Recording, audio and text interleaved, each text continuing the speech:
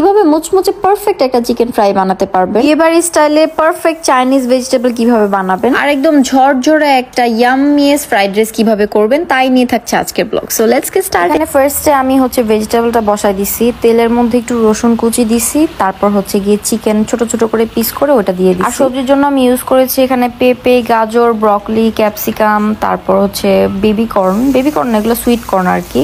আর অবশ্যই আপনার চুলার হিটটা কিন্তু একদম হাইয়েস্ট থাকতে হবে, আদারওয়াইজ এটা নষ্ট হয়ে যাবে টেস্টটা। আমি এখানে পরিমাণ মতো সয়া সস এবং টমেটো সস অ্যাড করেছি, তারপর মরিচের গুঁড়া, লবণ। যেহেতু সয়া সস এখানে আছে সো লবণের পরিমাণটা একটু বুঝে দিতে হবে। আমি বেসিক্যালি আমার আন্দাজ মতোই দিয়েছি। আর ভেজিটেবল আপনার হাতের কাছে যেটা যেটা থাকে সেটাই ইউজ করতে পারেন। আমার হাতের সামনে এগুলো ছিল, আমি এগুলো ইউজ করেছি। আর এখানে আমি সাইডে কর্নফ্লাওয়ারটা গুলাই নিব। এখন আমি just 2 table spoon cornflour use করব।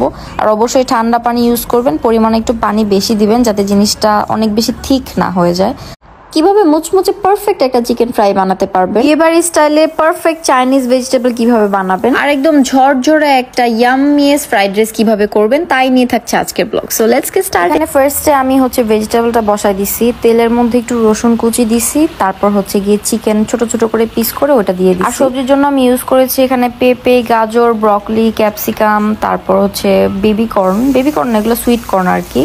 আর অবশ্যই আপনার চুলার হিটটা কিন্তু একদম হাইয়েস্ট থাকতে হবে, আদারওয়াইজ এটা নষ্ট হয়ে যাবে টেস্টটা। আমি এখানে পরিমাণ মতো সয়া সস এবং টমেটো সস অ্যাড করেছি, তারপর মরিচের গুঁড়া, লবণ। যেহেতু সয়া সস এখানে আছে সো লবণের পরিমাণটা একটু বুঝে দিতে হবে। আমি বেসিক্যালি আমার আন্দাজ মতোই দিয়েছি। আর ভেজিটেবল আপনার হাতের কাছে যেটা যেটা থাকে সেটাই ইউজ করতে পারেন। আমার হাতের সামনে এগুলো ছিল, আমি এগুলো ইউজ করেছি। আর এখানে আমি সাইডে কর্নফ্লাওয়ারটা গুলাই নিব। এখন আমি just 2 table spoon cornflour use করব।